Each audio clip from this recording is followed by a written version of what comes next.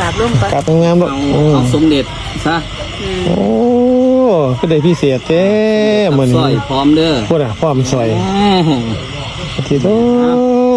สาธุติดาครูบาอาจารย์ครับเพิ่นมาเมตตาฮอดหม่องฮอดบอนมื้อนี้โอ้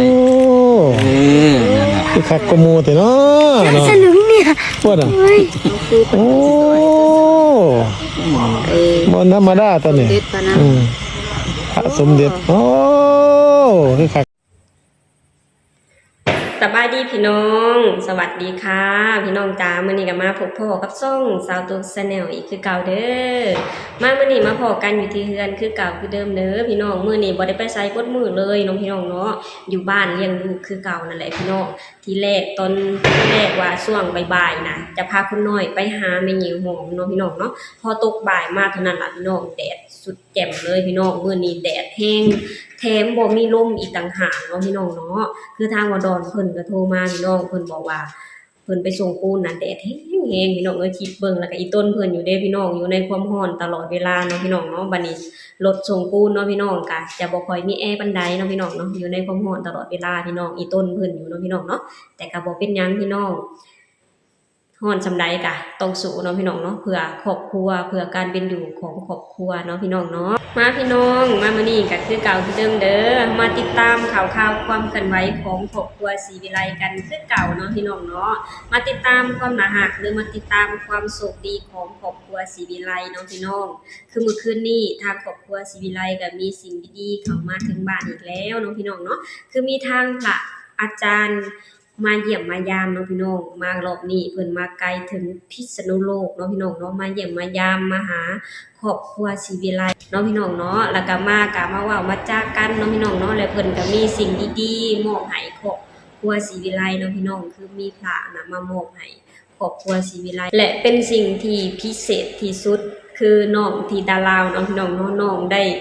ใส่คอมาเนาะพี่น้องเนาะได้ใส่คอมาแล้วก็มีผ้าแถมมานำเนาะพี่น้องเนาะซึ่งเป็นสิ่งที่ถูกใจที่ด้านน้อยของเฮาอีกแล้วเนาะพี่น้องเนาะคือที่เฮาฮู้กันเนาะพี่น้องว่าที่ผ่านมา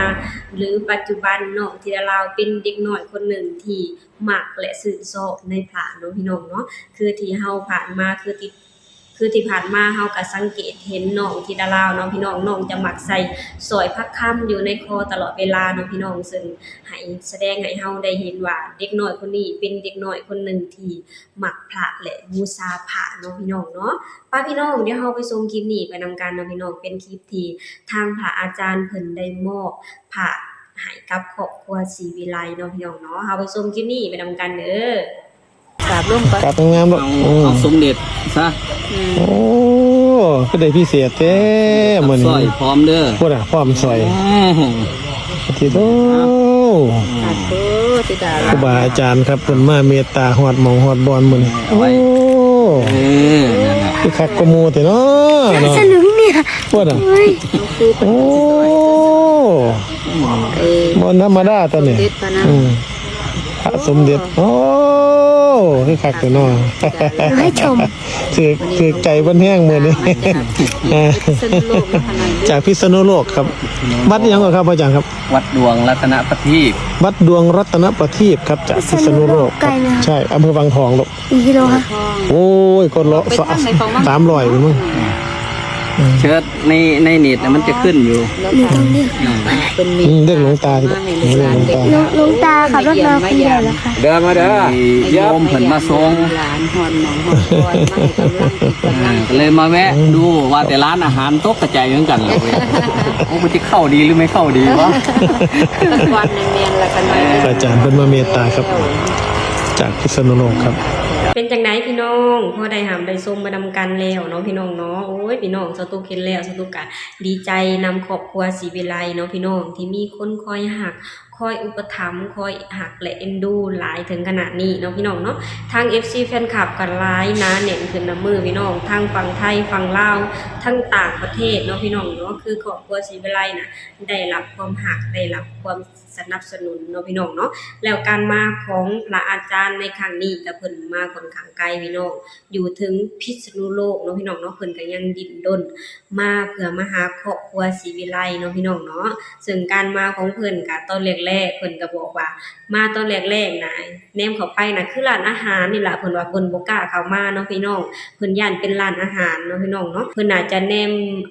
มาจากข้างนอกเนาะพี่น้องเนาะก็น่าจะสังเกตเห็นเพื่อนของพ่อครูเนาะพี่น้องซึ่งมีต้นไม้หลายนะพี่น้องแนมเบิ่งแล้วบรรยากาศคือร้านอาหารเนาะพี่น้องเนาะก็จะเป็นประมาณนี้เนาะพี่น้องเนาะแต่สุดท้ายมาทางพระอาจารย์เพิ่นก็เข้ามาจนได้เนาะพี่น้องย้อน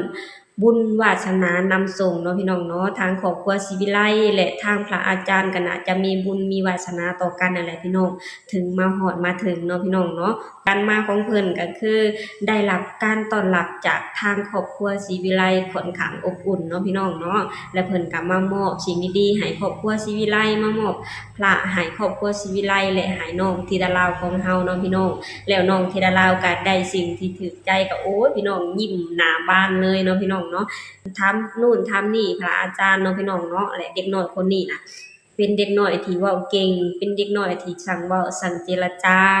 เป็นเด็กน้อยที่ฮู้ความเนาะพี่น้องเพิ่นก็จะถามนู่นถามนี่พระอาจารย์นั่นแหละพี่น้องพระอาจารย์ก็ตอบแทบสิบ่ไหวพุ่นล่ะเนาะพี่น้องเนาะเพราะว่าเด็กน้อยคนนี้เป็นเด็กน้อยที่ฮู้จักความเนาะพี่น้องฮู้จักต้อนรับแขกฮู้จักต้อนรับพระอาจารย์เนาะพี่น้องเนาะการนบการไหว้ของเพิ่นก็โอ้ยจังแม่นอ่อนเนาะพี่น้องเนาะฮู้จักความพี่น้องเอ้ยทางครอบครูเพิ่นก็คอยสิคอยสอนน้องเนาะพี่น้องคอยสอนน้องไป